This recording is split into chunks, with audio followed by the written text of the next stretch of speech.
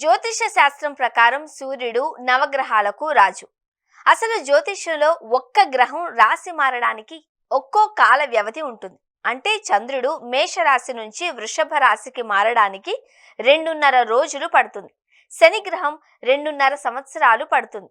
రాహు కేతులకు 1.5 సంవత్సరం, రవికి నెల రోజులు. ఇలా ప్రతి గ్రహానికి కొంత కాల పరిమితి ఉంటుంది. అయితే ముఖ్యంగా సూర్యుడు నెలకి ఒక్కో రాశికి మేషాది మీన రాశులు 12 రాశులలోనూ 12 నెలలు సంచరిస్తే మనకు సంవత్సర కాలం పూర్తవుతుంది.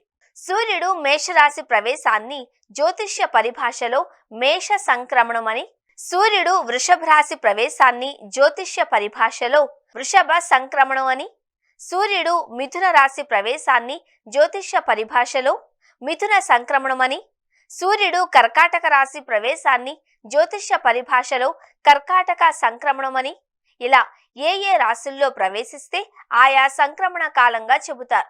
సంక్రమణం అనే మాటకు జరగడం, ప్రవేశించడం అనే అర్థం. సూర్యుడు కర్కాటక సంక్రమణం చేశాడు అంటే సూర్యుడు కర్కాటక రాశిలోకి ప్రవేశించాడు అని అర్థం.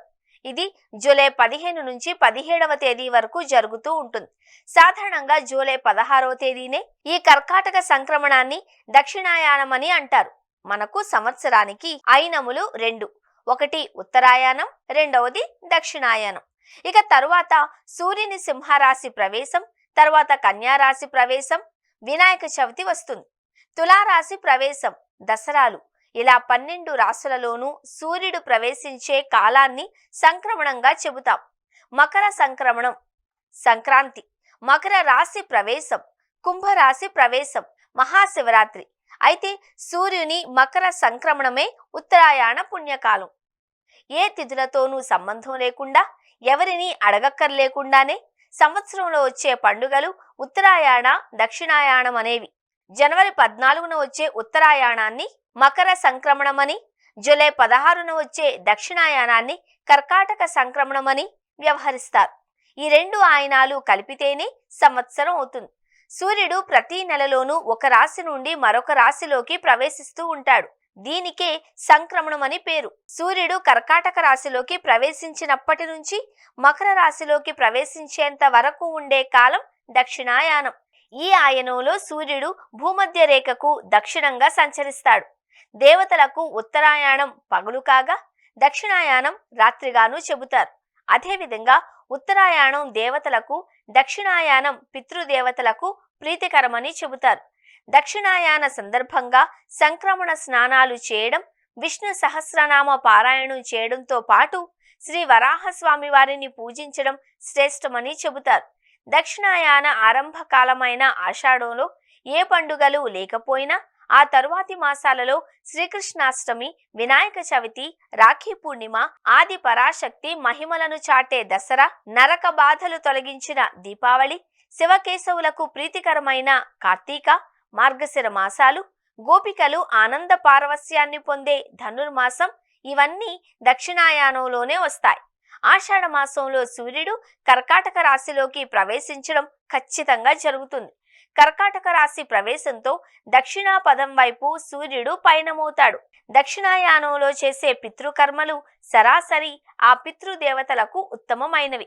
దక్షిణాయనంలో చేసే పితృకర్మలు సరాసరి ఆ పితృదేవతలకు సకల నరకాల నుండి తొలగిస్తాయి. దక్షిణాయనంలో దేవతా ప్రతిష్ట, గృహప్రవేశం, ఉపనయనం, వివాహ కార్యాల్లాంటి శుభకార్యాలను చేయడం మంచిది కాదు అంటారు.